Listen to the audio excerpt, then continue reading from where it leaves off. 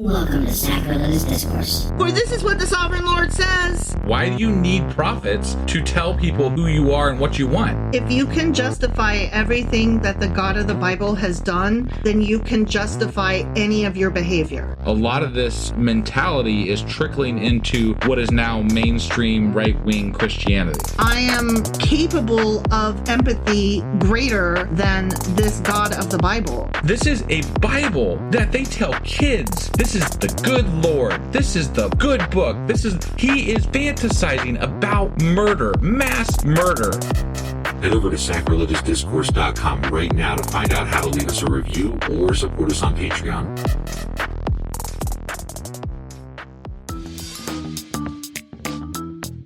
Hey there, sinners and saints. It's your favorite Bible-bashing duo from Sacrilegious Discourse, and we need your help. That's right, folks. We're raising funds for some heavenly equipment and a studio that doesn't sound like it's in the depths of hell. Our current setup, let's just say it's more apocalypse than audiophile. So if you want to hear us dissect the Bible without the background noise of demonic squirrels, chip in a few bucks. We're aiming for $5,000 to upgrade our audio and build a studio worthy of blasphemous banter.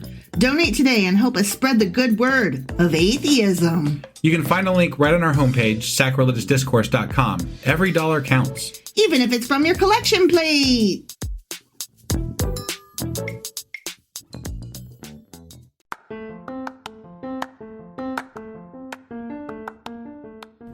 Welcome to Sacrilegious Discourse. I'm husband. And I'm wife. Together we're reading the Bible for the very first time. We grew up without religion and wanted to know what all the fuss was about. Well, what have we learned so far? That God is a dick, and apparently some people believe in talking donkeys? We're not trying to pass ourselves off as experts. Nope, we're just reading the Bible for the first time and giving our first take reaction. If you'd like to join us in this venture, you might consider starting at episode 1. Otherwise, jump in wherever you like. All right, let's go read the Bible. Yeah, let's get to it. Husband! Wife! Do you know what we're doing now? I think we're doing our book club now. That's not how you say it. Oh, that's not? How do you say it? Sacrilegious Book Club. Right, that's Yes, the one. yes, All right. that's all right. what we're doing. Yeah, so what are we going over in our book club tonight? Well, we are still reading, probably forever, a treasury of Jewish folklore, stories, traditions, legends, humor, wisdom, and folk songs of the Jewish people. Mm-hmm. Edited by Nathan Ozubel. And part 1 was Jewish Salt. Part 2 was Heroes. And that is, we're in part 3, the human comedy. Okay? Okay. And chapter 1 was about droll characters, and that had like schnorbers in it. Yeah. Stuff like that. Right. And chapter 2 was rogues and sinners. Okay. So, it had rogues and sinners in it. Yeah. And now we are in chapter 3, traditional types. Sounds boring. Today we're going to read about cantors, preachers and rabbis, and Rothschild and other rich men. Okay. I have to tell you, this wasn't my favorite bit. All right. Okay? Well, let's go So- see what's going on. Do you know what a cantor is? No. It's a singer. Got it. All right. Well, let's go get into this. Okay, bye. Bye.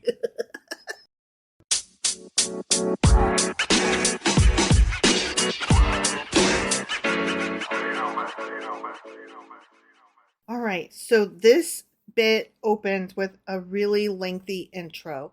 I'm not reading the whole thing to you because it doesn't need to be. Right. Okay. Yeah. I'll just read this couple sentences here. Okay. The Jew, an adept at the wise king's teaching to do everything in its own season, found time to scoff as well as to revere, to be skeptical as well as to extol.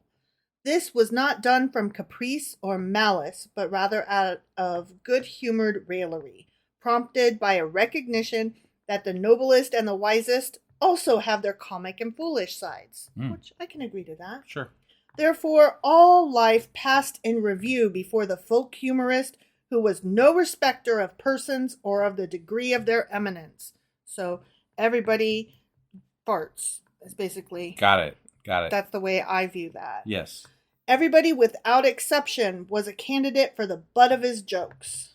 Okay? Okay. So you heard me say cantor, and that is what the opening bit covers. And I said it's a singer. Yeah. It's the person who leads the singing in the synagogue. Okay. And a lot of times they were thought to not have great voices, so it's like a joke Got among it. them. Another thing that they covered was Rothschild and rich people, rich Jews specifically.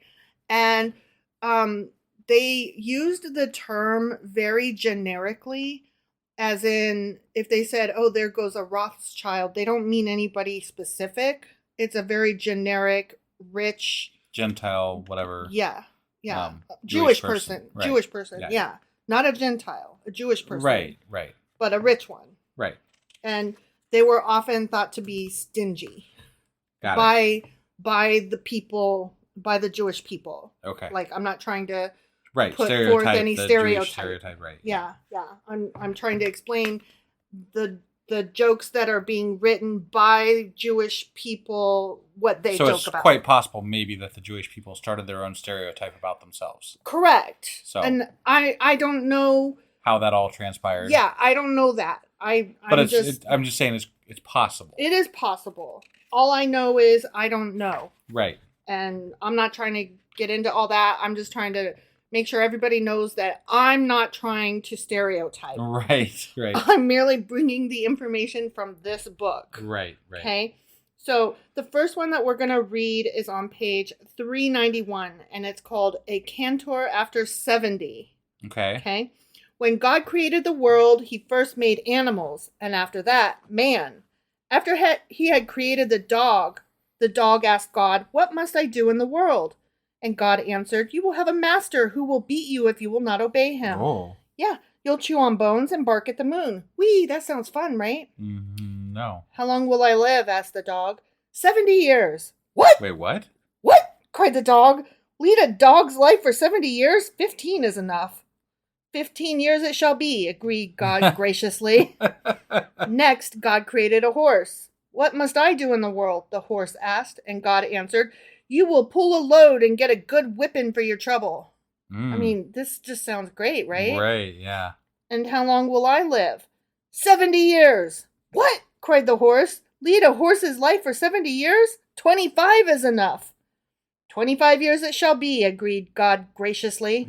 Graciously, after he created the animal to be beaten and carrying a load. Right. Yeah, what a nice guy. Right. Yeah, love this God. Yeah. Having created all the animals, God next made a cantor, a person that leads the singing. Yeah. What must I do in the world? Asked the cantor. I'm probably saying it wrong. It's probably cantor. So apologies if I'm mispronouncing it. I'm always like that. And God answered, you will have to sing at all weddings and circumcision parties. When you chant the service in the synagogue, the members of the congregation will be in raptures. Your life will be an endless pleasure. How long will I live? 70 years. 70 years? Why, that's way too little, cried the cantor. Almighty God, grant me many more years beyond my allotted 70. You shall have more years if you wish it, agreed God graciously. But where could God find for him the years beyond 70? He could only give it to him from the years allotted to the dogs and the horse. Therefore, good friend, if you listen to a cantor who is above 70 years old, don't be surprised if he howls like a dog. And if you eat with him, don't be surprised if he gorges like a horse. The end. Did you love it? Man, that's great. That's one of the better ones of these. Oh, yeah. Wow. Yeah. Was not impressed with this You're selection. setting this up for all of our listeners to just drop off. Yeah. Well, I mean, we're just getting through this book, just like the Bible, right? Sure, yeah. Okay. Now we're going to read one from Preachers and Rabbis. Okay. And that's page 392, a letter of recommendation. Okay. The post of rabbi was vacant in a Bronx congregation. A rabbi who had but recently given up a pulpit in Brooklyn applied. The president of the Bronx congregation did the usual routine thing. He wrote a letter of inquiry about the rabbi to the Brooklyn congregation. Shortly after, he got the following answer. Our former rabbi can easily be compared to Moses, to Shakespeare, to Demosthenes, and to God the Father. Wow, jeez. Right? The Bronx congregation was impressed and delighted with this glowing praise. Right. So they appointed the Brooklyn rabbi to their pulpit. But it did not take long for them to discover that their new rabbi was no genius. So in a huff, The president wrote a sizzling letter to the Brooklyn congregation, upbraiding it for the deception and demanding an explanation. Several days later, they got the following reply. Why do you call us names? Who has deceived you? We wrote you as we did for the following reasons. Our former rabbi can be compared to Moses because, like him, he knows no English. To Shakespeare because, like him, he knows no Yiddish. To Demosthenes because, like him, he speaks as if he has pebbles rolling in his mouth. And to God the Father because, like him, our former rabbi is positively not human. I actually liked that one. Right. All right. On page 393, we will read Fair Solution. Okay. The rabbi was walking along the road when he met a fat rich man who was smoking. Why do you smoke? It's an awful vice, he rebuked him. I smoke to help me digest my dinner. I overate, apologized the fat rich man. Further on, the rabbi met a thin, poor man who was also smoking. Why do you smoke? Don't you know it's a terrible vice? The rabbi lectured him severely. I smoke to drive away the pangs of hunger, murmured the thin, poor man apologetically.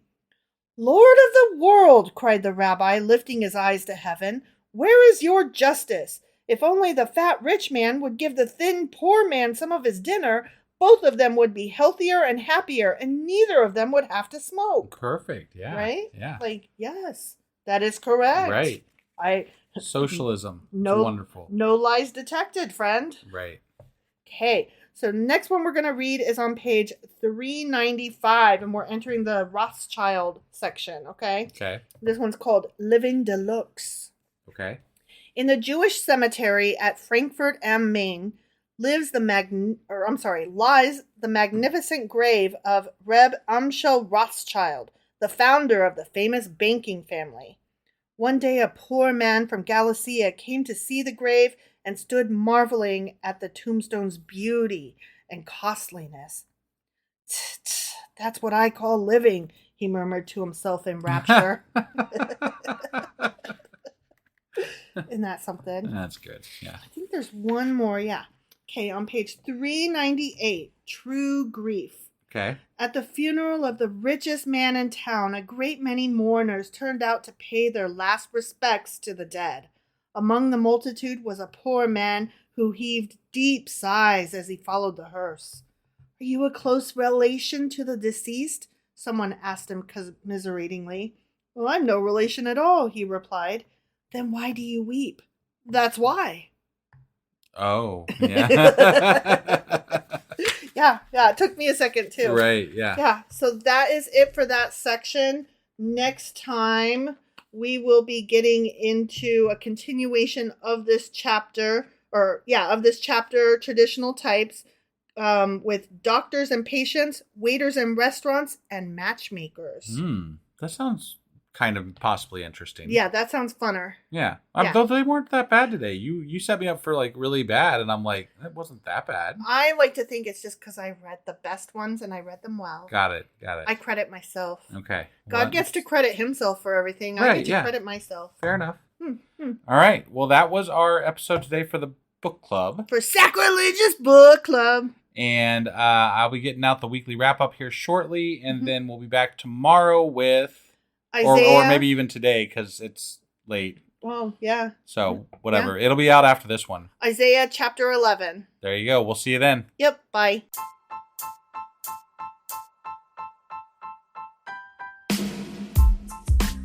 Hey, wife. I guess that's the end? But husband, that's just sad. It doesn't have to be. We are on lots of social media platforms like Twitter. Our handle there is sacrilegious_D. For D's nuts. Oh my God. Stop doing that. Anyway, we're also on Facebook, Instagram, and Pinterest. There's a link to all of our social media sites at our website. Ooh, we have a website? Yeah, it's sacrilegiousdiscourse.com, where you can also find a link to our merch shop. We have a merch shop? Yep, we have podcast-themed clothing, mugs, notebooks, and more, as well as an atheist and science-themed products. Wow, our fans should really go check that out right now. Definitely. They can get in touch with us by sending an email to sacrilegiousdiscourse@gmail.com. But before they do that, we could really use some help. Oh yeah? With what? Well, it's not free running the podcast, and we need some financial support in order to get better equipment, which will free up time so we can concentrate on our podcast and our fans. Okay, so what should they do? head over to patreon.com/sacrilegious discourse and sign up as a contributor on our podcast. Supporters there receive additional bi-weekly episodes that we record just for our Patreon members for as little as $2 a month. Also, we'd really appreciate it if you would like and subscribe on whatever platform you're using. And Apple Podcast reviews help us out tremendously. Like and subscribe, leave an Apple review, join us on Twitter, support us on Patreon. That's a lot of instructions. Don't forget to say thanks. Thanks. Okay, bye.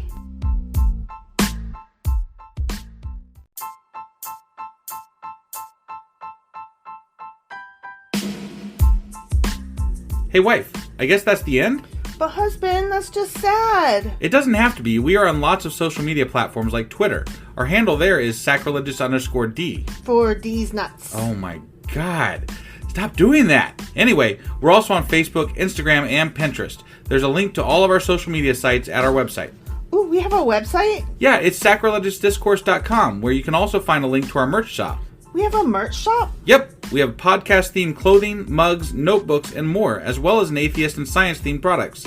Wow, our fans should really go check that out right now. Definitely. They can get in touch with us by sending an email to sacrilegiousdiscourse@gmail.com. But before they do that, we could really use some help. Oh yeah? With what? Well, it's not free running the podcast, and we need some financial support in order to get better equipment, which will free up time so we can concentrate on our podcast and our fans. Okay, so what should they do? Head over to patreon.com/sacrilegious discourse and sign up as a contributor on our podcast. Supporters there receive additional bi-weekly episodes that we record just for our Patreon members for as little as $2 a month. Also, we'd really appreciate it if you would like and subscribe on whatever platform you're using. And Apple Podcast reviews help us out tremendously. Like and subscribe, leave an Apple review, join us on Twitter, support us on Patreon. That's a lot of instructions. Don't forget to say thanks. Thanks. Okay, bye.